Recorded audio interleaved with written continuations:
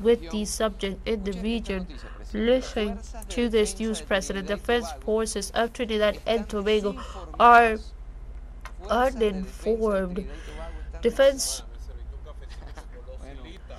Ahorita con un cafecito, chica, me llegó, miren, y malojillo. Tome malojillo. Yo lo tomo frío. Le echo un poquito de limón, lo endulzo con un poquito de stevia. Esto es un exquisite. This is a delicious drink made with lemon as well for the health of the people. This is it looks like whiskey, but it's not whiskey. It is a very weird news talking here of sovereignty. Defense forces of Trinidad and Tobago are uninformed on exercises of the U.S. in their territory. Several officers of that defense group, they are uninformed of the exercises, the military exercises that are being carried out by the U.S.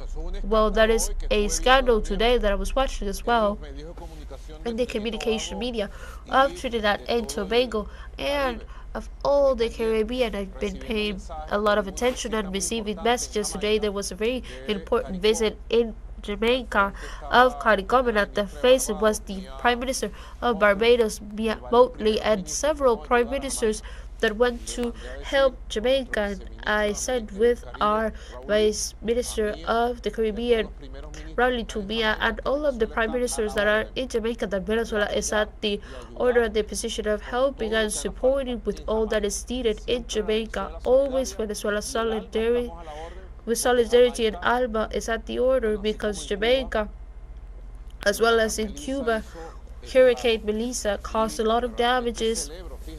And I actually celebrate on one side it is the Prime Ministers of CARICOM in Jamaica to help to recover that country, and on the other side we have the Prime Minister of Trinidad and Tobago that is very entangled because she mortgaged the seas and the territory of Trinidad and Tobago to have a military force facing Venezuela, 15 kilometers of Venezuela in the closest point, to threaten Venezuela, and that people in Trinidad and Tobago, it is totally against. So it is an embarrassment that the defense forces, the military forces, and the police forces of Trinidad and Tobago didn't know anything of where the military forces, so it delivered the territory. I do not know what the Constitution of Trinidad and Tobago says. If a Prime Minister can give the territories and the seas of their country to threaten a neighbor country as loved as Venezuela is, we have a common history of centuries and centuries, and that has never been seen before, truly.